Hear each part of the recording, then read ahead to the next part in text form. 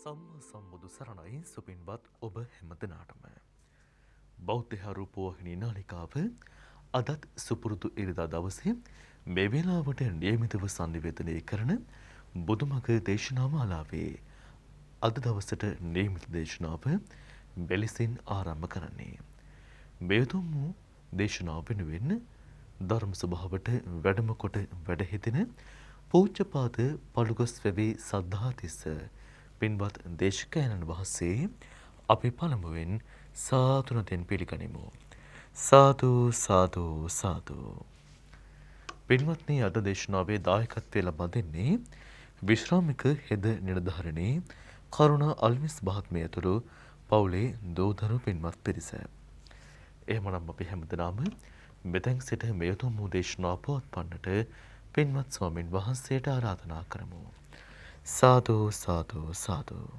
සමන්ත චක්කවාලේසු අත්‍රා ගච්ඡන්තු දේවතා සද්ධම්මං මුනි රාජස් සුනන්තු සග්ග මොක්ඛදං ධම්ම ශ්‍රවණ කාලෝ අයම් බදන්තා ධම්ම ශ්‍රවණ කාලෝ අයම් බදන්තා ධම්ම ශ්‍රවණ කාලෝ අයම් බදන්තා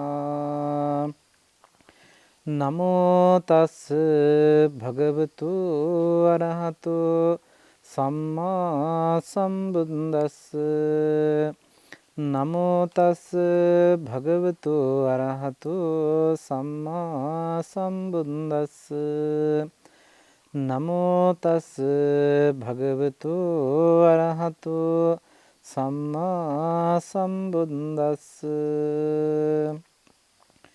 අනත්තන්ති අත්තාති සංඥා විපරියේසෝ චිත්ත විපරියේසෝ දිට්ඨි විපරියේසෝති.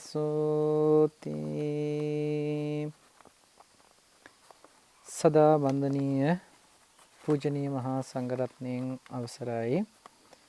ධර්ම ශ්‍රවණාබිලාසී සදැහැති පින්වත්නි, බෞද්ධ මාධ්‍ය ජාලය හරහා විකාශනය කරනු ලබන බුදුමග සදහම් වැඩසටහන් මාලාවේ තවත් එක් වැඩසටහනක් සිද්ධ කිරීම සඳහායි සූදානම. අද මේ සදැහැති දායකත්වයේ දරනවා මේ පින්කමෙහි පානදුර ගුණතිලක මාවතේ අංක 5 දරණ නිවසේ පදිංචි විශ්‍රාමික හෙද නිලධාරී කරුණා අල්විස් මහත්මිනිය ඇතුළු පවුලේ දූ දරු පිරිස විසින් විශේෂයෙන්ම බලාපොරොත්තු වෙනවා මීට වසර 25කට පෙර මිය පරලොව යන්නට යෙදුන WDG ද අල්විස් මහත්මා කුසුමා ගුණරත්න මහත්මිනිය ඒ වගේම වසර 3කට පෙර මිය පරලොව යන්නට යෙදුන GS ගුණරත්න මහත්මයා හා KD ගුණරත්න මහතා ඒ වගේම වර්ග පරම්පරාවේ මිය පරලොව යන්නට යෙදුන සියලුම ඥාතීන් සිහිපත් කරලා පුණ්‍යානුමෝදනා කරන්නට බලාපොරොත්තු වෙනවා. ඒ වගේම කරුණා අල්විස් මහත්මිනියටත් නිදුක් නිරෝගී චිරජීවනයේ ප්‍රාර්ථනා කරමින් ආශිර්වාද කරන්නට මේ පින්කමේදී බලාපොරොත්තු වෙනවා. ඒ වගේම දැනට රෝගාතුරව සිටින පුෂ්පා සෙනවිරත්න දියණියටත් නිදුක් නිරෝගී සුවතාවය ප්‍රාර්ථනා කරලා ආශිර්වාද කරන්නට බලාපොරොත්තු වෙනවා.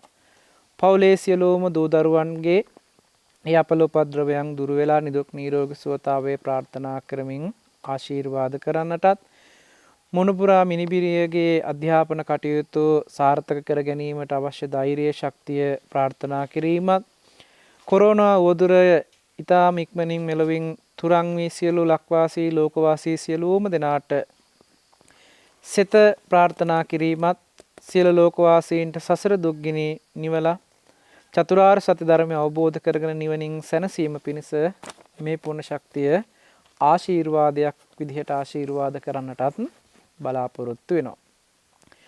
ඉතින් ඒ වගේම අප විශේෂයෙන්ම මේ වෙලාවේදී සිහිපත් කරනවා බෞද්ධ මාධ්‍ය ජාලයේ නිර්මාතෘ අපවත් වී වදාළ දරණාගම කුසල ධම්මනායක ස්වාමින් වහන්සේටත් උන්වහන්සේ ප්‍රාර්ථනා කරන සම්මා සම්බුද්ධත්වයේ පිණිස මේ පුණ්‍ය ශක්තිය අපි අනුමෝදන් කරන්නට බලාපොරොත්තු වෙනවා.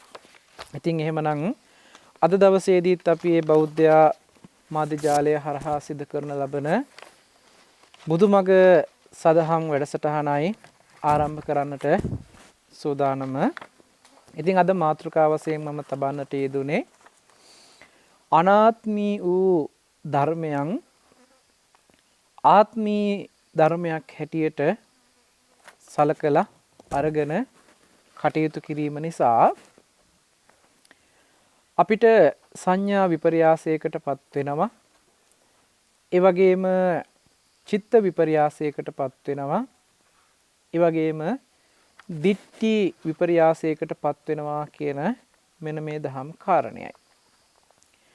අනාත්මී වූ ධර්මයක් ආත්මී වූ ධර්මයක් විදිහට සැලකීමෙන් සිද්ධ වෙන හානිය පිළිබඳවයි මෙතනදී පැහැදිලි කරන්නේ. අනාත්මී වූ ධර්මයක් ආත්මී දෙයක් හැටියට අරගෙන තියෙන්නේ කොහොමද කියන එකත් එහෙම ගත්තහම තියෙන දෝෂය මොකක්ද කියන එකත් එයින් ලැබෙන විපාකයේ ප්‍රතිඵලය මොකක්ද කියන එකත් පිළිබඳව අපි මෙතනදී සාකච්ඡා කරනවා. අනිත්‍යයි කියලා කියන්නේ එහෙම නැතිනම් අනාත්මයි කියලා කියන්නේ මොන වගේ කාරණාවක්ද කියන එක පිළිබඳව අපි පළමුවෙන් තේරුම් ගන්නට ඕනේ. ආත්මී භාවය කියලා කිව්වහම සත්වයක් පුද්ගලයෙක් කියන හැඟීමෙන් යුක්තව සසරේ මේ ජීවිතයෙන් ඊළඟ ජීවිතයට යන ආත්මයක් පිළිබඳව එහෙම නැතිනම් ආත්මයක් කියන හැඟීම පිළිබඳව කතා කරනවා ලෝකයේ තුල. මරණින් පස්සේ ආත්මය සැරිසරනවා. එහෙම නැතිනම් මරුණාට පස්සේ ඒ කෙනාම ගිහිල්ලා තවත් ආත්මයක එහෙම නැතිනම් තවත් තැනක උපදිනවා කියන කාරණාවේදී මේ ආත්මයමයි එතනදී ආපහු පහළ වෙන්නේ. ඒ කෙනාමයි නැවත සසරේ එක දිගටම එකම ආත්මයක්මයි සැරිසරන්නේ උපදින්නේ කියන වගේ අදහස් ටිකක් සමාජගත වෙලා තිබෙනවා. ඒක වර්තමානයේ සමාජයේ තියෙන දෝෂයක් නෙමෙයි. බුදුරජාණන් වහන්සේ නමක් ලෝකේ පහළ වෙන්නටත් පෙර ආතුව ඒ ප්‍රාග් ඓතිහාසික යුගයේදී පවා එහෙම නැතිනම් ලෝකයේ ඒ මූලික පරිසරයේ තුල පවා මේ විදිහේ හැඟීම් මාත්‍රයක් එහෙම නැතිනම් මේ ආත්මී සංකල්පයක් ලෝකයේ තුල ඇති වෙලා තිබුණා. ඒ ඇති වෙලා තිබුණා වූ සංකල්පය තාමත් අපේ ජීවිතවල දක්වාම පැවතිලා තියෙනවා. ඒ විතරක් නෙමෙයි මතු අනාගතයටත් මේ කියන සංකල්පය ඉදිරියටත් යනවා. ඒකට හේතුව තමයි මේ ලෝකයේ පළමුවෙන් පහළ වෙන සත්වයා ඒ බ්‍රහ්ම ලෝකයෙන් චුත වෙලා ඕපපාතික උප්පත්තියකින් මේ මනුස්ස ලෝකයේ උපදිනවා. ඒ උපදිනකොටම ඒ උපදින සත්වයාට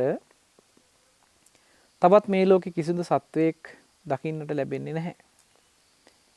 ඊට පස්සේ නැවත බ්‍රහ්ම ලෝකයෙන් චුත වෙලා ආපහු ඕපපාතික උප්පත්තියක් විදිහට නැවත මේ මනුස්ස ලෝකයේ තවත් සත්වයෝ උපදිනකොට තමන් තමයි පළවෙනියටම ඉපදුනේ. අනිත් අය තමන් නිසා උපන්න අය එහෙම නැතිනම් තමන්ගේ අවශ්‍යතාවයට එහෙම නැතිනම් ලෝකයේ තුල තමන්ට නිර්මාණයකින් බිහි වෙච්ච පිරිසක් හැටියට අදහසක් තමා තුළ උපදිනවා. ඊට පස්සේ මේ විදිහට කාලයක් යනකොට විශාල පිරිසක් උපපාතික උප්පත්තියෙන් විදිහට මේ ලෝකයට එනවා. මේ අයට හැකියාවක් තිබෙනවා කෙලෙස් බව අඩුයි. මොකද බ්‍රහ්ම ලෝකේ ඉඳන් පැමිණිච්ච නිසා කාමයේ වශයෙන් තියෙන කෙලෙස්ේ බොහොම අඩු නිසා මෙයාගේ හිතවල බොහොම නීවරණ වලින් අඩු වෙච්ච සමාධිමත් මානසික මට්ටමක් තියෙන්නේ. මේ අය බලනවා තමන් කොහේ ඉඳන්ද මෙහෙට ආවේ කියලා. එම බලනකොට මේ අයට දකින්නට ලැබෙනවා බ්‍රහ්ම ලෝකේ ඉඳන් මෙහෙට ආපු බවක්. එමනම් එතන හිටපු බ්‍රහ්ම ලෝකයේ හිටපු කෙනාමයි මෙහෙට පැමිණියේ කියන තැනකින් ඒ ආත්මයමයි දැන් මේ තියෙන්නේ කියන තැනකින් ආත්මීය අදහසක් ආත්මීය සංකල්පනාවක් ඇති කරගනු ලබනවා. ඒ ආත්මීය අදහස ඒ ආත්මීය සංකල්පනාව තව දුරටත් ශක්තිමත් වෙමින් ඒ වැරදි වැටහීම තව දුරටත් තහවුරු කරගනිමින් තව මේ ආත්මීය බැඳීම ආත්මීය සංකල්පනාව ස්ථිර වෙමින් පවතිනවා. ඒ විදිහට කාලයක් යනකොට විවිධ මත විවිධ අදහස් ලෝකයේ තුල ඉදිරිපත් වෙනවා. විවිධ දර්ශනයන් ලෝකයට විහි වෙනවා. ඒ හැම දර්ශනයක්ම ආත්මීය සංකල්පනාව මූලික කරගෙනයි උපදින්නේ.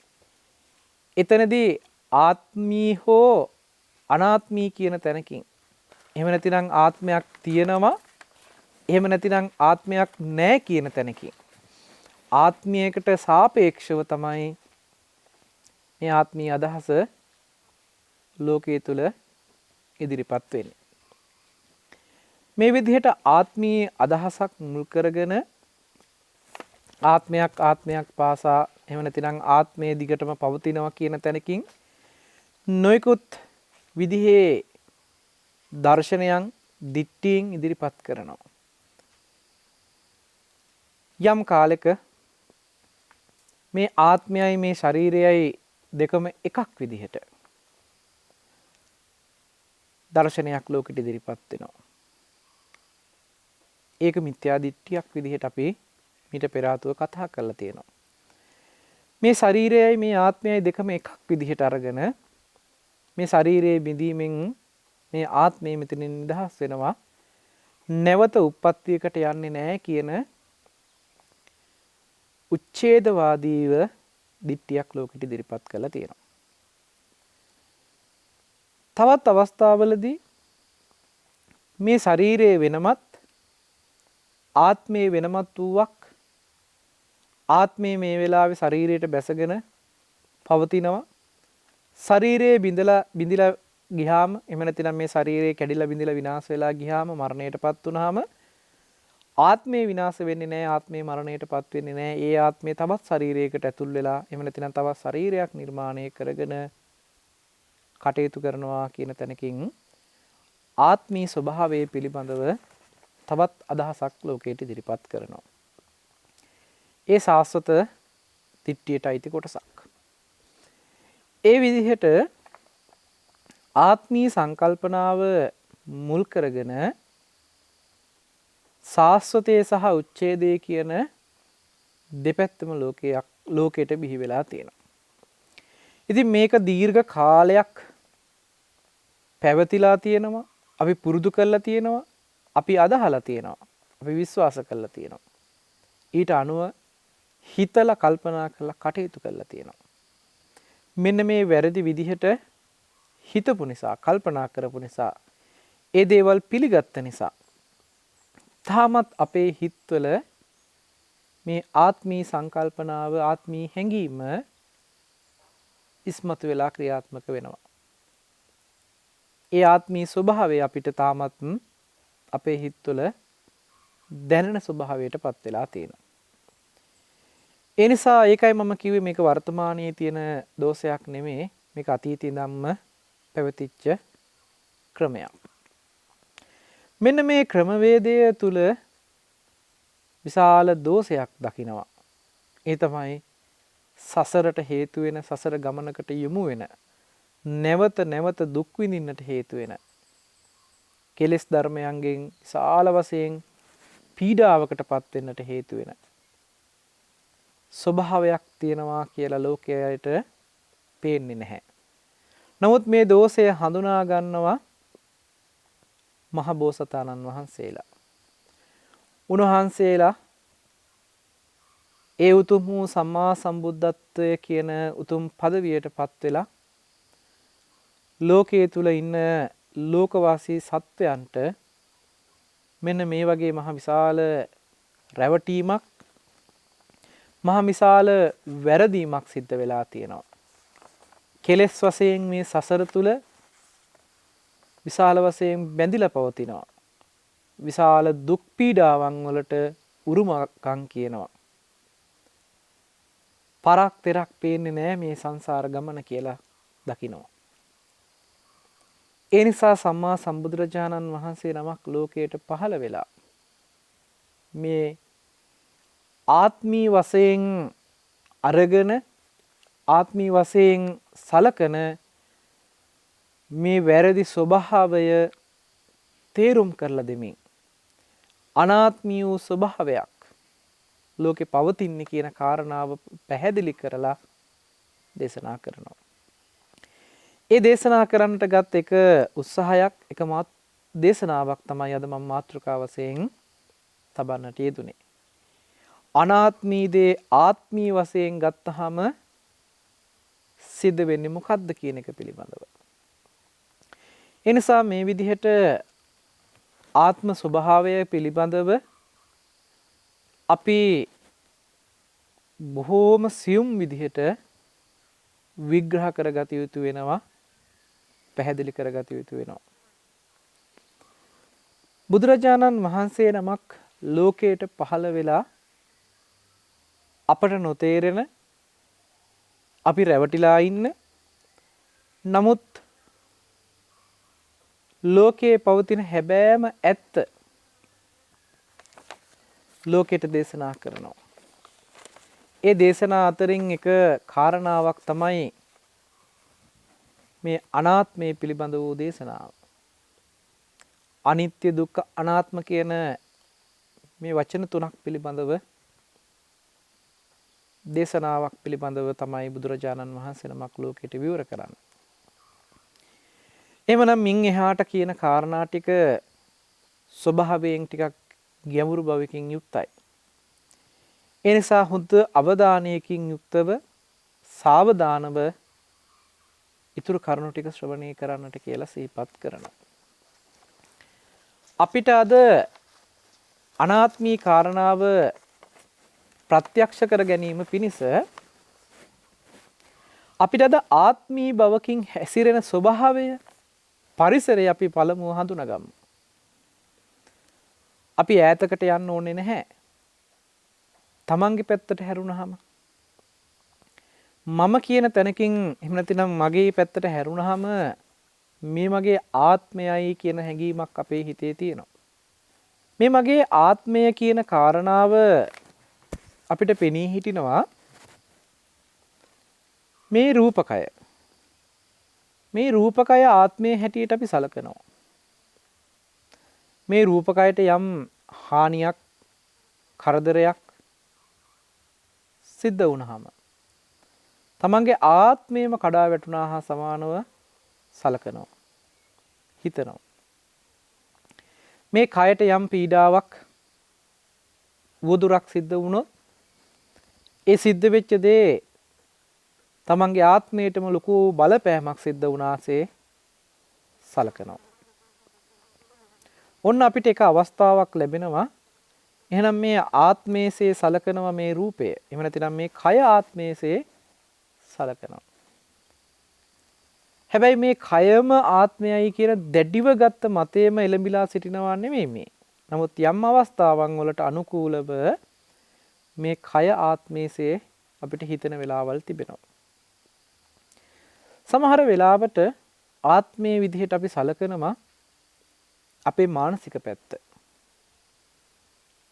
හිතේ අපිට ඇතුළාන්තයෙන් අපි හිතනවා මේ හිතන කල්පනා කරන දේවල් ටික සිද්ධ වෙන්නේ මේ ආත්මය තුල ආත්මයට අනුකූලව ආත්මයට අවශ්‍ය විදිහට කියලා. තම තමන්ට හිතන විදි විවිධාකාර වෙනවා. ඒ හිතන විවිධාකාර විදිහ තමන්ගේ ආත්මයට ඕන විදිහටයි එහෙම හිතෙන්නේ කල්පනා වෙන්නේ කියලා. මේ මානසික පැත්ත පිළිබඳව කතා කළේ ආත්මීය හැඟීමෙන් මේ මානසික පැත්ත ගනුදෙනු කරනවා. ඒ නිසා අපි කතාවටත් කියනවා මේ ආත්මයට යහපත සැලසෙන්නට ඕනි කියලා. ඒ කියන්නේ මේ හිතට යහපතක් දෙන්නට ඕනේ. එහෙම නැතිනම් හිතට සැහැල්ලුවක් දෙන්නට ඕනි කියලා. ආත්මේ නිදහස් වෙන්නට ඕනි කියලා. නමුත් මේ කතා කරන සංකල්පනා සියල්ලම අපේ හිතවල අපි ආත්මීය ස්වභාවයේ පිළිබඳව ගත්තා වූ වැරදි අවබෝධය එහෙම නැතිනම් අනවබෝධය නිසායි. මේ විදිහට අපි ආත්මී හැඟීමෙන් යුක්තව කටයුතු කරනවා කියන එක ඔබට පැහැදිලිව තේරෙනවා ඇති. අපි මේ පිළිබඳව ටිකක් විමසලා බලමු. මේ කය ආත්මයක් කියන තැනකින් හැඟීමක් උපදිනකොට ආත්මී බවක් මේ කය තුල පවතිනවද කියන කාරණාව ආත්මී බවට හේතු වෙච්ච කිසිම දෙයක් මේ කයේ පවතිනවද කියන එක පිළිබඳව හොඳට නුවණින් විශ්ලේෂණය කළ යුතු වෙනවා. ප්‍රඥාවෙන් විමසන්නට වෙනවා. අපි බැලුවොත් මේ කය කියලා කියන්නේ කෙස්, ලොම්, නිය, දත්, සම්මස්, නහර, ඇට මිදුළු ආදී කියන මේ කුණප කොටස් වලින් යුක්ත වූ ශරීරයක්.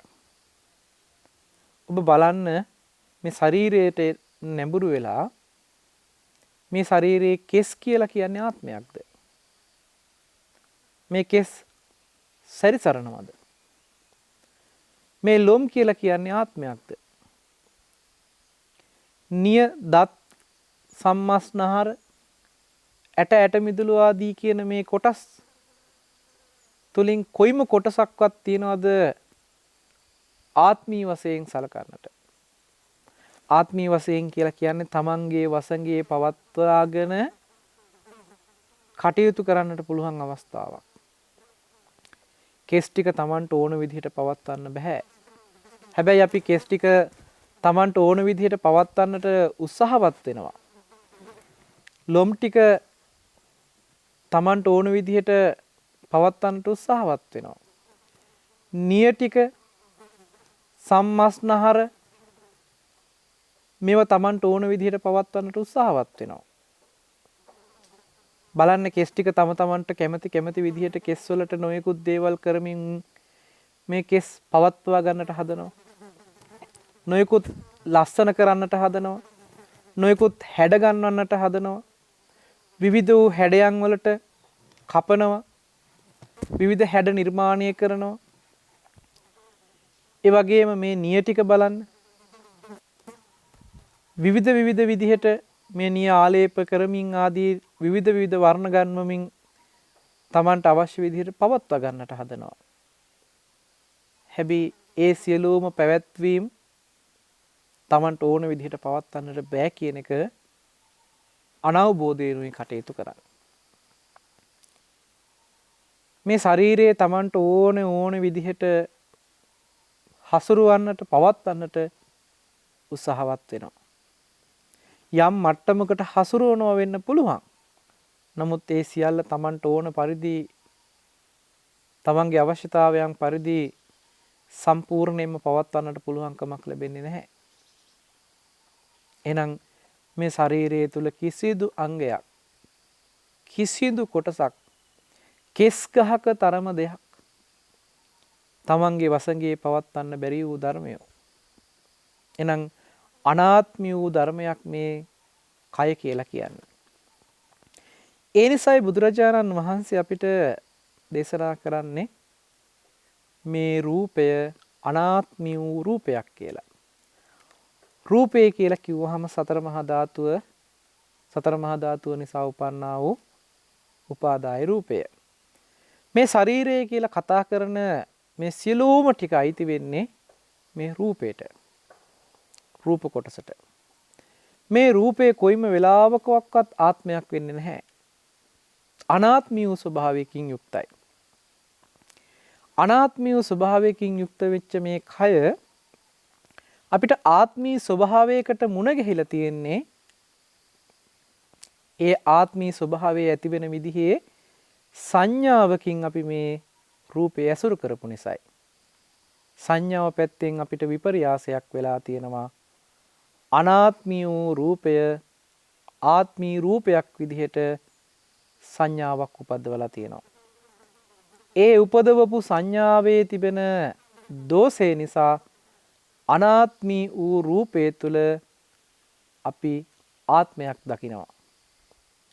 අනාත්මී වූ රූපය ඇතුලේ අපිට ආත්මයක් පෙනෙනවා. ඇහැට පේන මේ රූපය ඇතුලේ අපිට සත්ත්ව පුද්ගල ආත්ම භාවයෙන් තොර වූ රූප පේනවා. ඇහැට පේන වර්ණ රූපය ඇතුලේ සත්වයේක් පුද්ගලයෙක් ආත්ම වශයෙන් ගනුදෙනු කරන්නට පුළුවන්කම ලැබෙන විදිහේ රූප කොටසක් අපිට හම්බ වෙනවා. හිතලා බලන්න අනාත්මී වූ රූපය කොහොමද අපිට ආත්මයක් විදිහට හම්බ වෙන්නේ? අනාත්මී වූ රූපය කොහොමද අපිට ආත්මයක් විදිහට ගනුදෙනු කරන්න පුළුවන් වෙලා තියෙන්නේ?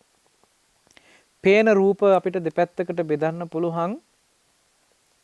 ආත්මයක් විදිහට හම්බ වෙන රූප, එහෙම නැතිනම් සත්ව පුද්ගල ආත්ම වශයෙන් හම්බ වෙන රූප සහ එහෙම නොවන රූප විදිහට අපි එහෙම බෙදනවා. අපි එහෙම ඇසුරු කරනවා. අපි එහෙම ගනුදෙනු කරනවා. ගහක් දැක්කා කියලා ඔබට සතෙක් කියලා හිතෙන්නේ නැහැ. පුද්ගලයෙක් ආත්මී හැඟීමක් උපදින්නේ නැහැ.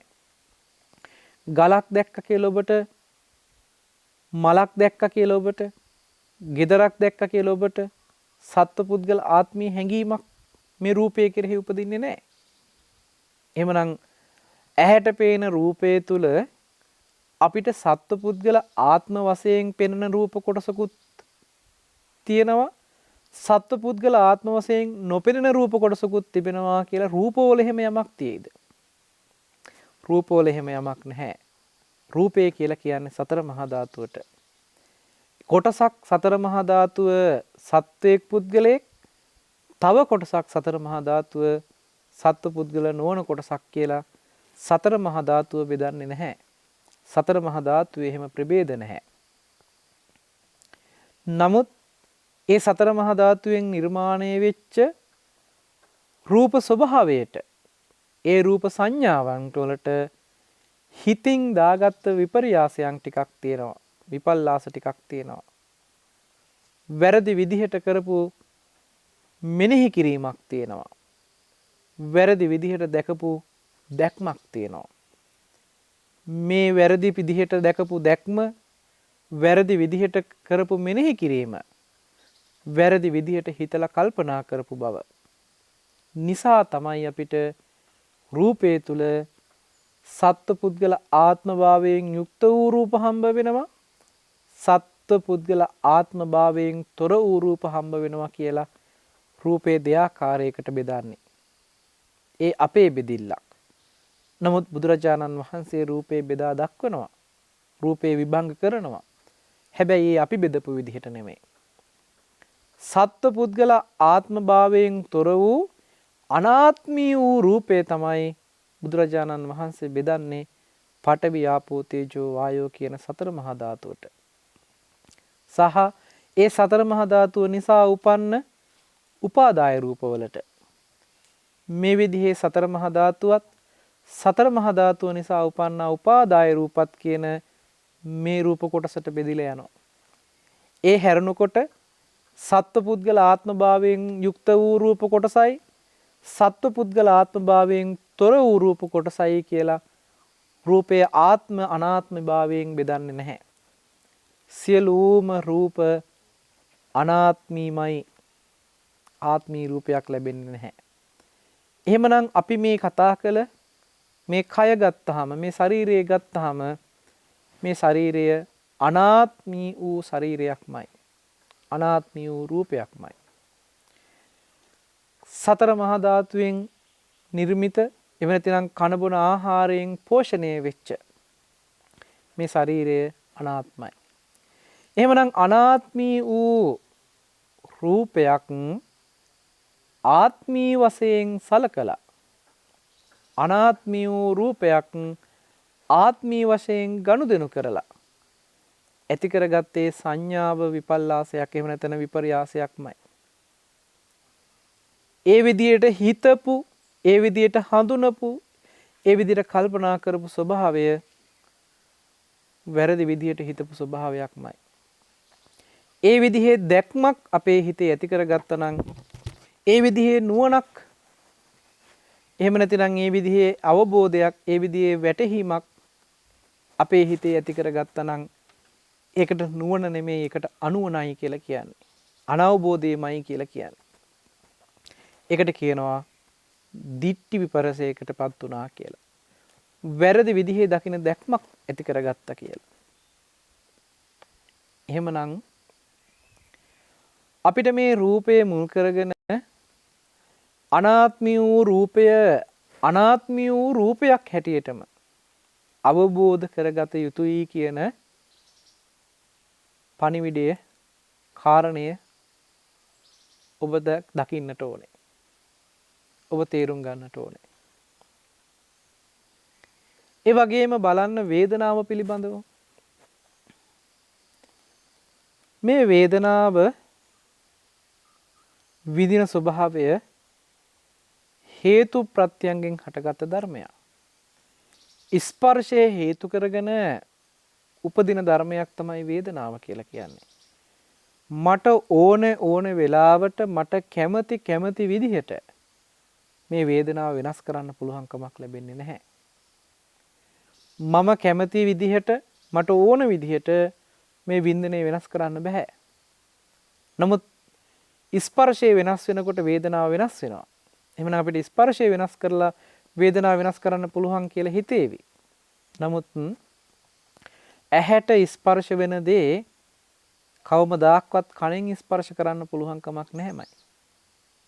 කනට ස්පර්ශ වෙන දේ කියන්නේ කන නිසා ස්පර්ශ වෙන දේ කවමදාක්වත් ඇහෙන් ස්පර්ශ කරන්නට පුළුවන් කමක් ලැබෙන්නේ නැහැමයි. මම මේක මෙහෙම පැහැදිලි කරන්නම්. ඇහැට පේන දේ කවමදාකවත් කනින් අහන්න පුළුවන් කමක් ලැබෙන්නේ නැහැ. ඒක ඇහැටම පමණක් ස්පර්ශ වෙන දෙයක්. චක්කු සම්පස්සේ කියලා කියන්නේ චක්කුම් පටිච්ච රූපේච උප්පජ්ජති චක්කු විඥානං තින්නම් සංගති පස්සෝ.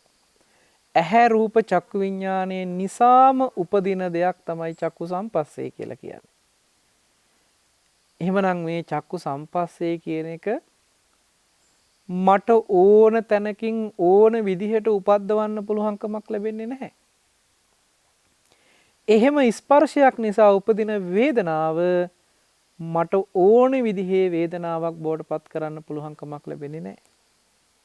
ආත්මී බවකින් තොර වෙච්ච එහෙම නැතිනම් අනාත්මී වූ ස්වභාවයෙන් යුක්ත වේදනාවක්මයි වේදනාව කියලා කියන්නේ. ඇහැට පේන රූපයක් කවමදාක්වත් කනින් බලන්න බෑ. ඒක නහයට ගෝචර වෙන්නේ නැහැ. දිවෙන් රස විඳින්න බෑ. කයින් ස්පර්ශ ලබන්න බෑ. ඇහැට පේන රූපය චක්කු සම්පස්සේම පමණමයි ස්පර්ශ කරන්නට පුළුවන්කම තියෙන්නේ. කනට ඇහෙන ශබ්දේ කවදාක්වත් ඇහෙන් බලන්න බෑ.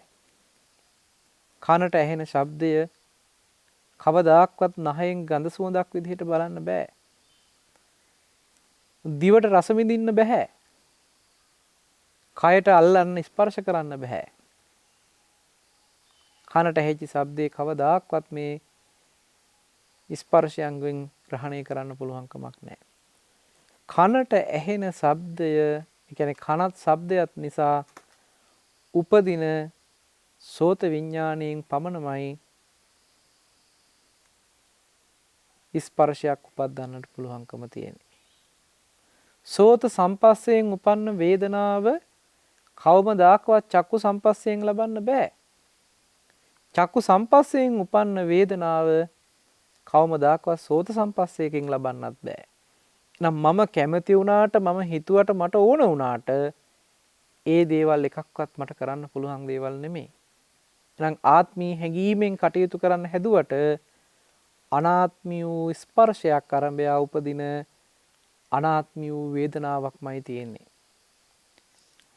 මේ අනාත්මී වූ වේදනාව අනාත්මී වූ වේදනාවක් කියලා අවබෝධ කර නොගත්ත නිසා ඒ පිළිබඳව පවතින අනවබෝධය නිසා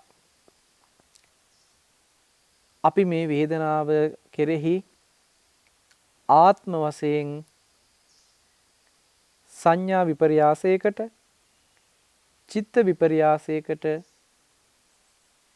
ඒ වගේම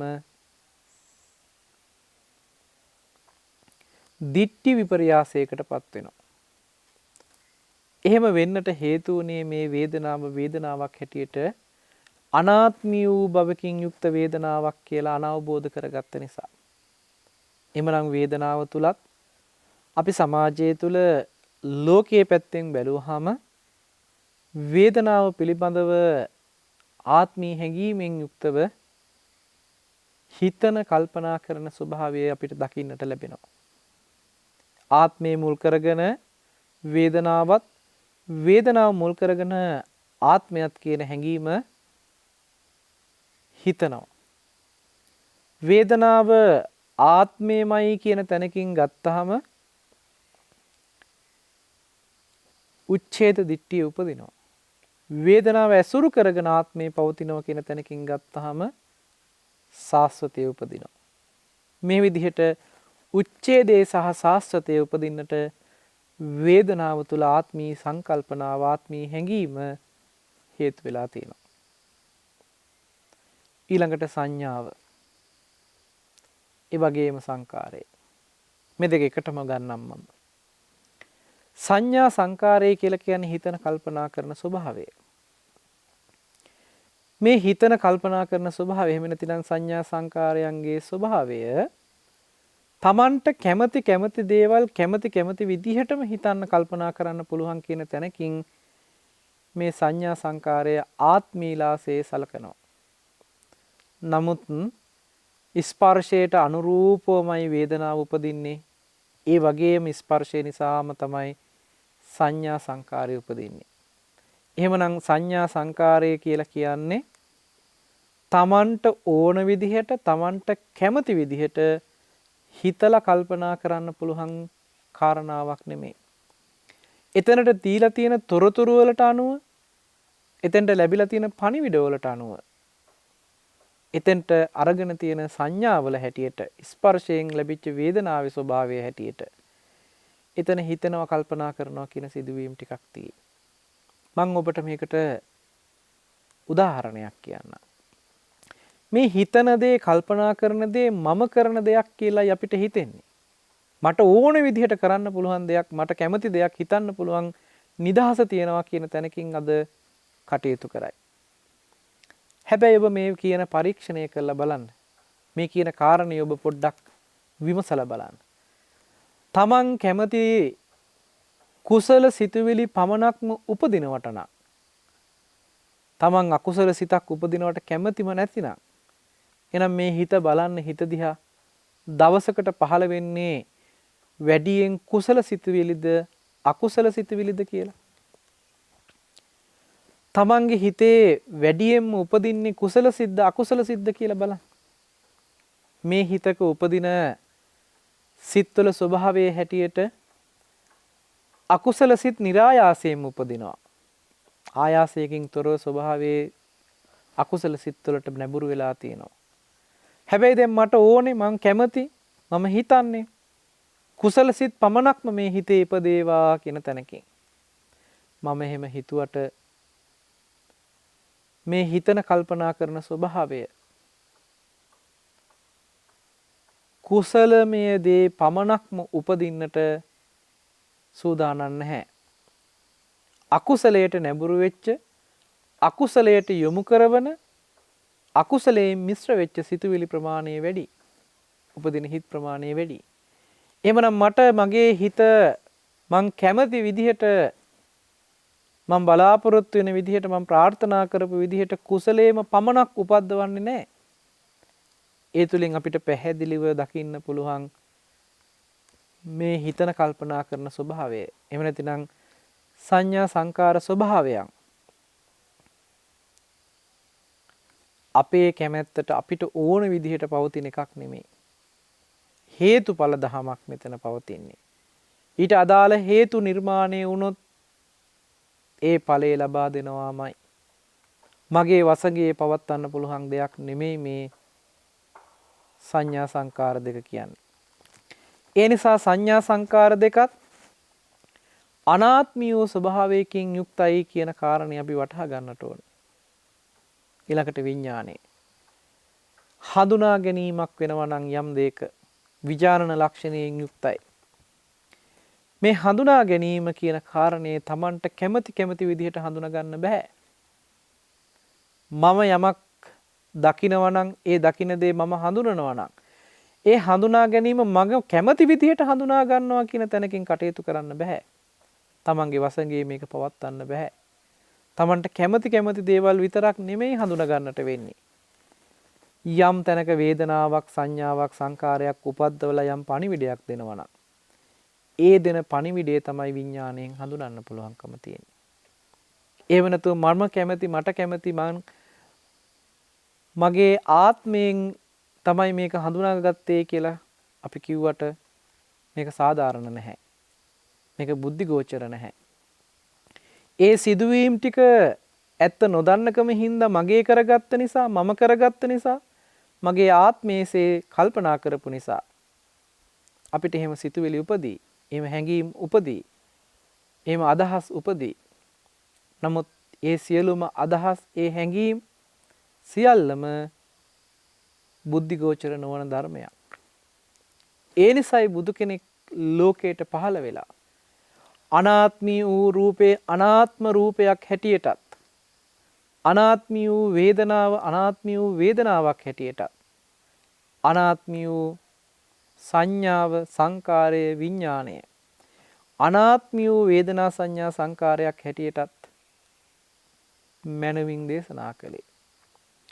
රූප වේදනා සංඥා සංකාර කියන මේ විඥාන කියන මේ ස්කන්ධයන් ටික අනාත්මී වූ ස්කන්ධයක්. එහෙමනම් මේ අනාත්මී වූ ස්කන්ධ ටික ආත්මී වූ ස්කන්ධ ටිකක් හැටියට ගත්තාම තියෙන දෝෂය හොඳට තේරුම් අරන් බලන්න. මෙහෙම අනාත්ම වූ ස්කන්ධ ටිකක් ආත්ම වූ ස්කන්ධ ටිකක් හැටියට සංඥාවක් උපදව ගත්තාම ඒ උපදවගත් සංඥාව නිසා අපිට ආත්මී හැඟීම මුල් කරගෙන සසරට බැඳෙන්න හේතු වෙන කුසලමය හෝ වේවා අකුසලමය වේවා සසරට බැඳ තබන්න හේතු වෙන ධර්මයෝ ක්‍රියාත්මකයි. මම එතන මේ වචනේ විශේෂණය කරලා කතා කළේ සසරට බැඳ තබන්නට හේතු වෙන ධර්මයෝ ක්‍රියාත්මකයි කියලා. තණ්හාව මිශ්‍ර වෙච්ච ක්‍රියාවලියක් ඒ තුල සිද්ධ වෙනවා. තණ්හාව ක්‍රියාත්මක වෙනවා. මොකද එතන තියෙනවා ආත්මී හැඟීමක් උපදවගෙන ආත්මී හැඟීම ඉපදිච්ච තැන තණ්හාව සක්‍රියයි. තණ්හාව ක්‍රියාත්මකයි. ආත්මී කියන සංකල්පනාවට අනුව කටයුතු කළොත් එතන තණ්හා මූලික වෙච්ච සිතුවිලිමයි සිද්ධිමයි පහළ වෙලා තියෙන්නේ.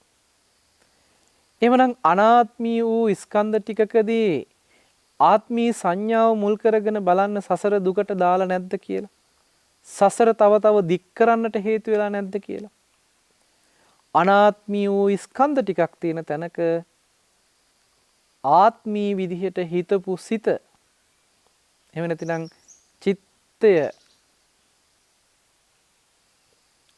චිත්ත විපර්යාසය නිසා බලන්න අපිට මොන තරම් දේවල් වලට අපි නැඹුරු වෙලා ආත්මී හැඟීමෙන් ගනුදෙනු කරලා තියෙනවද කියලා. ඒ තුල මොන තරම් දුකක් උපදවගෙන තියෙනවද කියලා. මේ ශරීරයේ බිඳ වැටීමත් විඥානයේ නිරුද්ධ වීමත් ජීවිතින්ද්‍රයේ බිඳ වැටීමත් කියන මෙන්න මේ කාරණා නිසා එහෙම නැතිනම් මරණයක ස්වභාවය මරණයකට පත්වීම නිසා මේ කය බිඳී යෑමක් සිද්ධ වෙනවා. හැබැයි මේ කය බිඳී යෑමක් සිද්ධ වුණාම අනාත්මී වූ කයක් මුල් කරගෙන ආත්මී කයක් කියන හැඟීමෙන් අපි හිතනවා නම් ඒ විදිහට විපර්යාසයකට පත් වෙනවා නම් අපේ හිත මේ කය බදාගෙන අපි අඬයි වැළපෙයි. මේ කය මුල් කරගෙන අපි ආත්මී හැඟීමෙන් යුක්තව මොනතරම් දුකකට පමුණුවයිද කියලා බලන්න. ඒ අනාත්මී රූපේ අනාත්මී රූපයක් කියලා හඳුනාගත්තේ නැති නිසා. ඊළඟට බලන්න මේ අනාත්මී වූ රූපය ආත්මී වශයෙන් ගත්තහම තියෙන දෝෂය තුල මොනතරම් ප්‍රශ්නයක් අපේ ජීවිතයට ඇතුල් වෙලා තියෙනවද කියලා.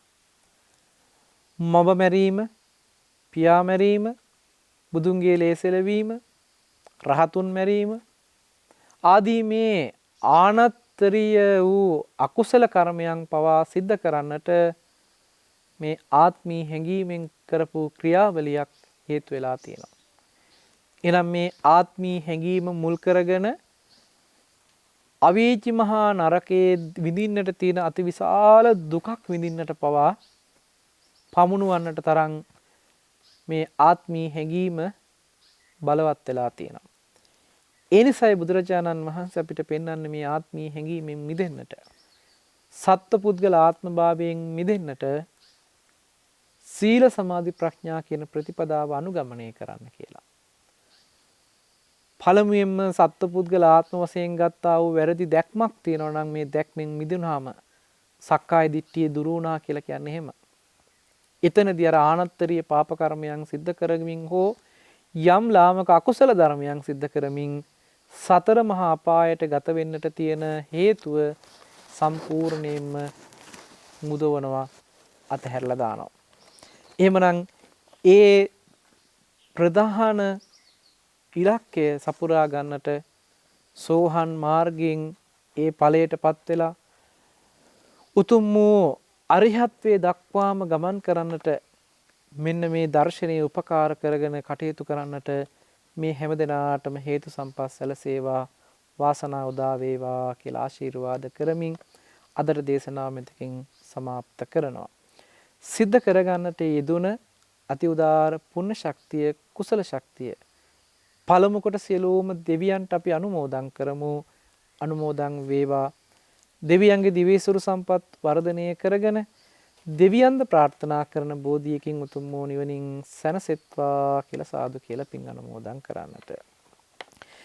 ඒ වගේම අපවත් වී වදාළ සංඝ පීත්‍රුන් වහන්සේලාටත් විශේෂයෙන්ම බෞද්ධ මාධ්‍යාලයේ නිර්මාතෘ අපවත් වී වදාළ දරණාගම කුසල ධම්මනායක ස්වාමින් වහන්සේටත් ඒ ප්‍රාර්ථනා කරන උතුම් සම්මා සම්බුද්ධත්වයේ පිණසම මේ පුණ්‍ය ශක්තිය හේතු වාසනා වේවා. ඒ වගේම අද ධර්මදේශනාවේ සදැහැති දායකත්වයේ දරනු ලබන විශ්‍රාමික හෙද නිලධාරී කරුණා අල්විස් මහත්මිය ඇතුළු ඒ පවුලේ දූ දරු පිරිස විශේෂයෙන්ම බලාපොරොත්තු වෙනවා. මීට වසර 25කට ඉහතදී පරලෝසපත් වන්නට යෙදුන WDG ද අල්විස් මහත්මයා, කුසුමා ගුණරත්න මහත්මිය වසර 3කට ඉහතදී පරලෝසපත් වන්නට යෙදුන GS ගුණරත්න මහත්මයා, ඒ වගේම KD ගුණරත්න මහත්මයා සහ වර්ග පරම්පරාවේ මිය පරලොව ගියා වූ සියලුම ඥාතීන් සිහිපත් කළ පුණ්‍ය අනුමෝදනා කරන්නට. ඒ අනුව අතීත වර්තමාන එහෙම නැතිනම් අතීතයේ යම් ආකාරයකින් පරම්පරාගතව සංසාරගතව මිය ගියා වූ සියලුම ඥාතීන්ටත් මේ පින් අපි අනුමෝදන් කරමු. අනුමෝදන් වේවා. දුකක නම් එයින් අත මිදලා සැපවත් වේවා කියලා සාදු කියලා මියගිය ඥාතීන්ටත් පින් අනුමෝදන් කරන්නට. තුනුරුවන්ගේ අනන්ත ගුණ බලයෙන් දෙවියන්ගේ දේව රැකවරණයෙන් සිද්ධ කරගත්තා වූ සියලුම පුණ්‍ය ශක්තිය, කුසල ශක්තිය බලයෙන් අපට අර්ථයෙන් ධර්මයෙන් නිරන්තරයෙන් අවවාද අනුශාසනා ලබා දෙන අප දහම්මගේ යොමු කරවන මාං කඩොල සුදස්සන ස්වාමින් වහන්සේ මේ වෙලාවේ සත්පුරුෂකමින් යුතුවම සිහිපත් කරනවා. වගේම නන්දරතන ස්වාමින් වහන්සේ, සුදස්සි ස්වාමින් වහන්සේ, කුමාර කස්සප ස්වාමින් වහන්සේ ඇතුළු සදා වන්දනීය පූජනීය මහා සංඝරත්නයට මේ වෙලාවේ ආශිර්වාද කරනවා. විශේෂයෙන්ම බෞද්ධ මාධ්‍ය ජාලයේ වර්තමානයේ කටයුතු කරන බොරලන්දේ ස්වාමින් වහන්සේ ඇතුළු ඒ ස්වාමින් වහන්සේලාත් මේ වෙලාවේදී සිහිපත් කරලා ආශිර්වාද කරනවා.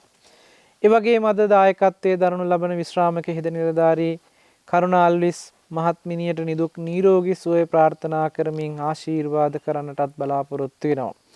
ඒ වගේම දැනට රෝගාතුරව සිටින පුෂ්පා සෙනවිරත්න ඒ දියණියට නිදුක් නිරෝගී සුවය ප්‍රාර්ථනා කිරීමත් ඒ වගේම පවුලේ සියලුම දූ දරුවන්ගේ ඒ අපල උපද්‍රවයන් තිබේ නම් ඒවා සියල්ල දුරු වෙලා නිදුක් නිරෝගී සුවතාවයේ ප්‍රාර්ථනා කරමින් ආශිර්වාද කරන්නටත් මුණුපුර මිනිබිරියන්ගේ අධ්‍යාපන කටයුතු සාර්ථක කරගන්නටත් අවශ්‍ය කරන ශක්තිය ධෛර්යය ලැබේවා කියලා ආශිර්වාද කරන්නට බලාපොරොත්තු වෙනවා.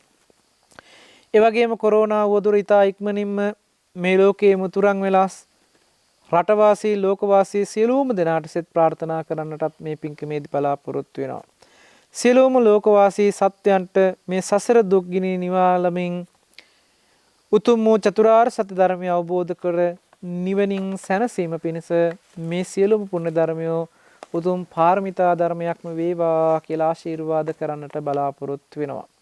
ඉතින් මේ හැම දිනාටම උතුම් වූ චතුරාර්ය සත්‍ය ධර්මය අවබෝධ කරගෙන නිවනින් සැනසෙන්නට මේ පුණ්‍ය ධර්මය උතුම් පාරමිතා ධර්මයක්ම වේවා කියලා සාදු කියලා ප්‍රාර්ථනා කරන්නට. ආකාසට්ඨා ච බුම්මට්ටා දේවා නාග මහිද්దికා පුඤ්ඤන්තං අනුමෝදිත්වා චිරං රක්ඛන්තු ලෝක සාසනං. ආකාසට්ඨා ච බුම්මට්ටා දේවා නාග මහිද්దికා පුඤ්ඤන්තං අනුමෝදිත්වා චිරං රක්ඛන්තු දේශනං.